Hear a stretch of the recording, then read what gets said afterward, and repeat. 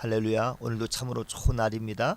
이 시간 말씀을 듣는 모든 분들에게 하나님께서 은혜 베풀어 주시기를 원합니다. 북이스라엘의 왕이었던 아합 왕은 미가야가 전한 하나님의 말씀을 무시하다가 결국 전쟁터에서 비참하게 죽었습니다. 그런데 유다 왕 여호사밧도 아합과 동맹을 맺고 전쟁을 함께 치른 그러한 사람이었는데요. 하나님의 은혜로 그는 무사히 돌아왔습니다. 그때 여호사밧을 기다린 것은 선견자 예후였는데요. 선견자 예후는 여호사밧 왕이 아합과 동맹을 맺고 정략 결혼으로 연합한 것은 하나님이 기뻐하시지 않는 명백한 불신앙이기에 2절에 이렇게 이야기합니다. 악한 자를 돕고 여호와를 미워하는 자들을 사랑한 행위에 대해서 하나님의 진노가 임할 것이라고 선언을 했습니다. 예후의 예언은 역대하 20장에서 모압과 암몬의 침략을 받은 것과 그리고 에시온게벨에서 배가 침몰하는 것으로 실현이 되었죠. 기독교는 분명히 사랑의 종교이지만 그러나 죄는 철저히 경계하기에 하나님 보시기에 아닌 것은 아닌 것입니다. 하나님 앞에서 악한 자, 하나님을 미워하는 자가 징계를 받는 것은 당연한 것이기에 성도는 옳은 것과 그른 것, 그른 것과 옳은 것을 구별하는 지혜가 있어야 하는 것입니다. 하나님은 진노만 바라지 아니하시고 긍휼도 베풀어 주시는 사랑의 하나님이시죠. 여호사밧 왕이 비록 아합을 돕는 이러한 실수를 했지만 그러나 하나님이 보시기에 선한 일을 행했음을 예후 선견자를 통해서 말씀하였습니다. 그것은 3절에 말씀하고 있는데요. 아세라 목상을 제거하는 일, 그리고 마음을 기울여 하나님을 찾는 그러한 일이었습니다. 하나님은 그의 의로운 모습을 보시고 길랏 라못 전투에서 그를 지키시고 예루살렘으로 돌아오게 하신 것입니다.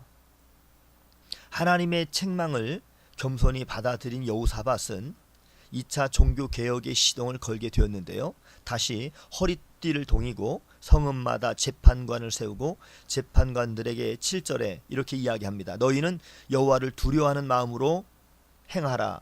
이렇게 말하면서 재판이 하나님을 대신해서 하는 일이기 때문에 하나님을 두려워하는 마음으로 공정한 재판이 행해지도록 그렇게 하였습니다.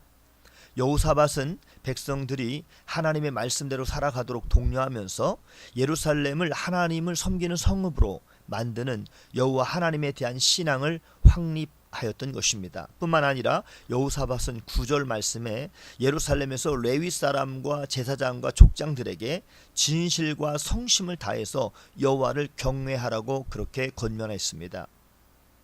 재판관은 하나님을 두려워하는 마음과 자세로 재판석에 앉아야 하고 진실을 따라서 판단하되 성심으로 그리고 공정한 판결을 내려야 하는데 그 이유는 진실과 성실이 바로 하나님의 성품이기 때문인 것입니다. 하나님께서 우리에게 맡겨주신 일이라면 그 일이 크든 작든 사람의 눈치를 보지 말고 하나님 앞에서 하나님을 경외하는 마음으로 진실하고 성실하게 감당할 때 거룩한 삶을 살 수가 있는 것입니다. 여호사밧은 비록 아합과 함께 전쟁을 수행했지만 선견자의 말씀 앞에 순종할 때 하나님 앞에서 의로운 왕이라고 하는 평가를 받을 수가 있었습니다.